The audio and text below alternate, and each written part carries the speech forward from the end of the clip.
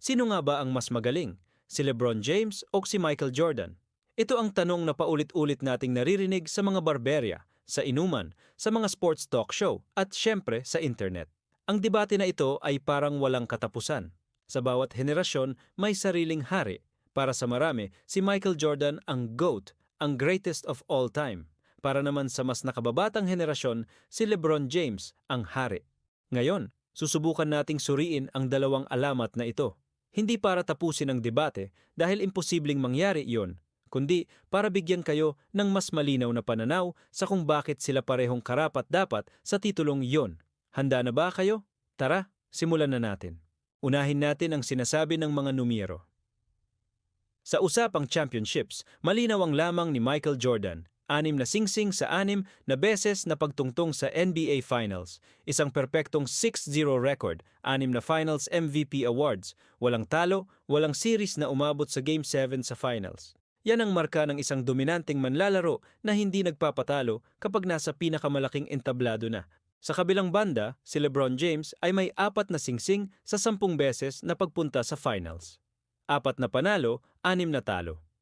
Kung titingnan lang ang win-loss record, mukhang liyamado si MJ.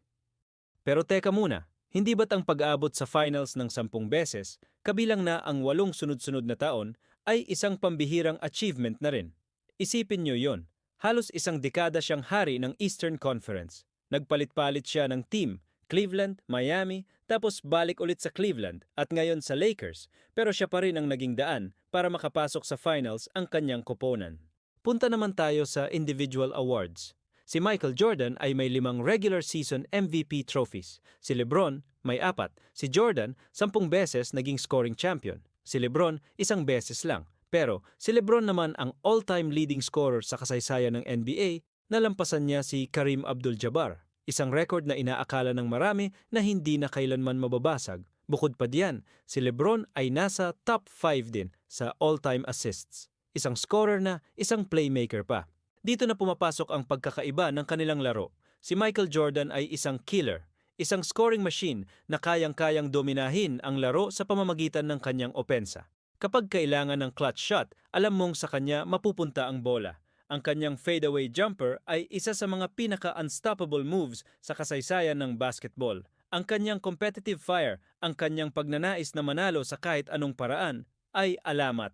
Hindi siya papayag na matalo. Si LeBron James naman ay isang Swiss Army knife. Kaya niyang gawin lahat sa court. Pwede siyang maging best scorer, best passer, best rebounder, at minsan kahit best defender ng team niya sa isang laro. Ang kanyang court vision at basketball IQ ay sinasabing isa sa pinakamataas sa kasaysayan ng liga. Ginagawa niyang mas magaling ang mga kasama niya. Siya ang tipo ng manlalaro na kayang kontrolin ang buong takbo ng laro nang hindi kinakailangang umiskor ng 30 o 40 puntos. Ngayon pag-usapan natin ang era o panahon kung kailan sila naglaro. Ang NBA noong 80s at 90s sa panahon ni Jordan ay mas pisikal. Mas maraming hand-checking, mas matitigas ang depensa at mas hinahayaan ng mga referee ang mga banggaan. Si Jordan ay nakipagsabayan sa mga tinaguriang bad boys ng Detroit Pistons at iba pang pisikal na koponan. Kinailangan niyang maging matibay hindi lang sa isip kundi pati na rin sa katawan. Ang panahon naman ni LeBron ay ibang-iba. Mas mabilis ang laro, mas nakatuon sa three-point shooting at space and pace. Mas istrikto na rin ang mga tawag ng referee para protektahan ang mga players. Pero hindi ibig sabihin nito na mas madali ang laro para kay LeBron. Ang mga atleta ngayon ay mas malalaki, mas mabilis at mas malalakas. Ang level of competition ay tumaas din sa buong liga. Si LeBron, sa kanyang pangangatawan, ay perpektong akma sa modernong NBA. Isang higante na kumikilos na parang guard. Isa pang anggulo ay ang supporting cast o mga kasama nila sa team. Maraming nagsasabi na si Jordan ay laging may all-star na kasama tulad ni Scottie Pippen, na itinuturing na isa sa mga pinakamahusay na second option sa kasaysayan. Mayroon din siyang Dennis Rodman, isang rebounding machine at defensive specialist, at isang legendary coach sa katauhan ni Phil Jackson. Si LeBron naman, lalo na sa kanyang unang stint sa Cleveland, ay kadalasang nagdadala ng team na may mga average na players lang. Siya ang nag-angat sa kanila para maging contenders. Oo, Nagkaroon siya ng super team sa Miami kasama sina Dwayne Wade at Chris Bosh. At ganun din sa Cleveland kasama sina Kyrie Irving at Kevin Love at sa Lakers kasama si Anthony Davis. Pero ang argumento dito ay kinailangan ni LeBron na lumipat-lipat para bumuo ng team na kayang manalo, samantalang si Jordan ay nanatili sa Chicago at doon binuo ang kanyang dynasty. Pero hindi ba't ang pag-akit sa ibang mahuhusay na manlalaro para sumama sa iyo ay isang skill din? Ipinapakita nito ang kanyang leadership at impluensya sa liga. Ang isa pang aspeto na madalas pagkumparahan ay ang kanilang clutch performance. Si Jordan ay kilala sa kanyang mga game-winning shots, lalo na ang The Shot laban sa Cleveland at ang The Last Shot laban sa Utah.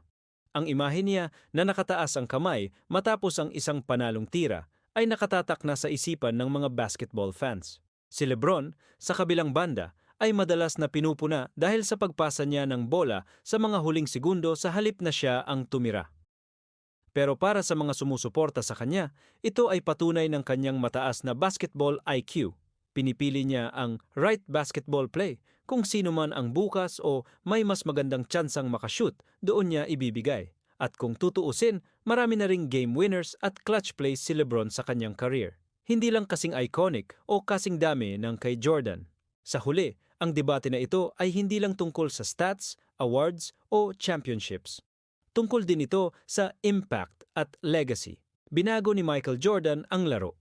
Ginawa niyang global phenomenon ang basketball, naging icon siya hindi lang sa sports, kundi pati na rin sa kultura, fashion at business. Ang Air Jordan sneakers ay patuloy na isa sa mga pinakamabentang sapatos sa buong mundo kahit matagal na siyang retirado.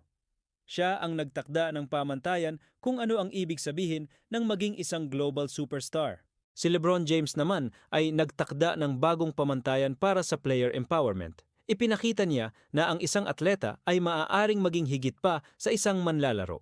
Siya ay isang negosyante, isang producer ng pelikula at isang aktivista na hindi natatakot ipahayag ang kanyang paninindigan sa mga isyong panlipunan. Itinayo niya ang I Promise School sa kanyang hometown sa Akron, Ohio para tulungan ang mga batang nangangailangan. Ang kanyang impluensya ay lumalampas pa sa basketball court. So, sino nga ba ang mas magaling? Ang sagot ay depende sa kung ano ang mas pinapahalagahan mo.